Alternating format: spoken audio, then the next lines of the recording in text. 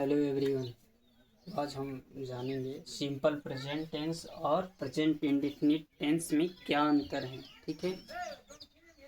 सामान्यतः simple present tense किसी भी वाक्य को जीवंत करके दिखाता है। सिंपल प्रेजेंट टेंस किसी भी वाक्य को जीवंत करके दिखाता है। हम बात रहा कि सर जीवंत हम किसको बोलते हैं?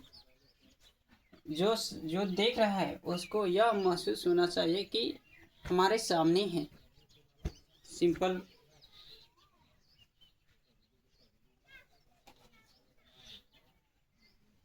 जो देख रहा है उसे यह महसूस होना चाहिए कि हमारे सामने है। किसी भी घटना को जीवंत करके दिखाता है। अब बात रहा कि सर सिंपल प्रेजेंट टेंस और प्रेजेंट इंडेफिनिट टेंस को हम पहचानेंगे कैसे? सिंपल प्रेजेंट टेंस चूँकि सब्जेक्ट के बारे में बताता है कि सब्जेक्ट क्या है, सब्जेक्ट के बारे में बताता है कि सब्जेक्ट क्या है। जैसे मैं एक विद्यार्थी हूँ, यहाँ मैं ये बता रहा है कि मैं क्या हूँ, विद्यार्थी हूँ। सब्जेक्ट के बारे में अर्थात पर वर्तमान की अवस्था बता रहे हैं। ठीक है, वर्तमान की। फिर है यहाँ मैं एक लड़का हूँ, इसमें ये बता रहा है मैं, ये सब्जेक्ट है जो कि वर्तमान की अवस्था बताते हैं। ठीक है। और जबकि प्रेजेंट इंडेफिनिट टेंस में वर्तमान की अवस्था तो बताता ही है, परंतु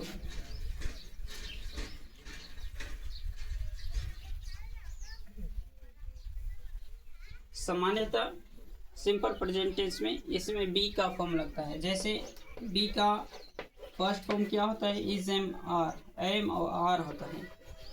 बी का फर्स्ट फॉर्म क्या होता है? एम और आर। अगर इंग्लिश में हम देखें तो एम और आर जहाँ भी लगा तो हमें ये समझना है कि ये सिंपल प्रेजेंट टेंस का वाक्य है। ठीक है।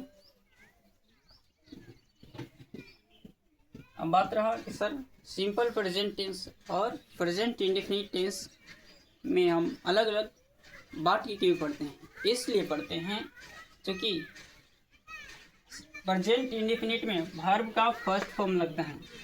प्रेजेंट इंडेफिनिट में वर्ब का फर्स्ट फॉर्म लगता है और सामान्यतः सिंपल प्रेजेंट टेंस में बी का फॉर्म लगता है। जो कि जैसे मान के चले कि इसमें अगर नेगेटिव बनाना हो, वाक्य को नेगेटिव बनाना हो यानी कि नोट लगाना हो, तो उसमें दिक्कत हो ये हो सकता है कि नोट कहाँ लगाए। जैसे यदि ये V1 है तो हमको नेगेटिव बनाना है, इसमें ये डू डज का प्रयोग होता है। क्योंकि इंडेफिनिट में डू डज का प्रयोग होता है, इसके बाद नोट लगता है। जैसे आई रीड का नेगेटिव बनाना हो तो इसका क्या होगा? I do not read.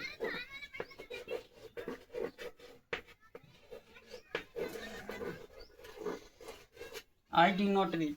लेकिन अगर मान के चलो इसके है मैं एक विद्यार्थी हूँ, इसका इंग्लिश होता है आई एम अ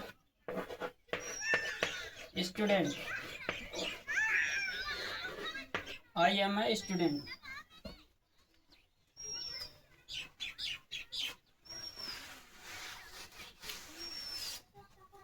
इसका इंग्लिश में अगर मान के चलो नेगेटिव बनाना है, ठीक है, तो नेगेटिव बनाना है तो क्या होगा? आई एम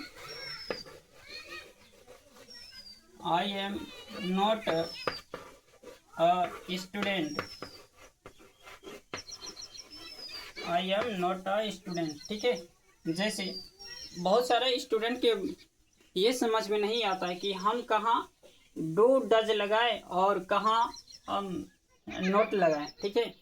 तो अगर प्रेजेंट का वाक्य है, अगर प्रेजेंट का वाक्य है और वो भी सिंपल प्रेजेंट का है, ठीक है, तो बी का form is am are plus not लगेगा।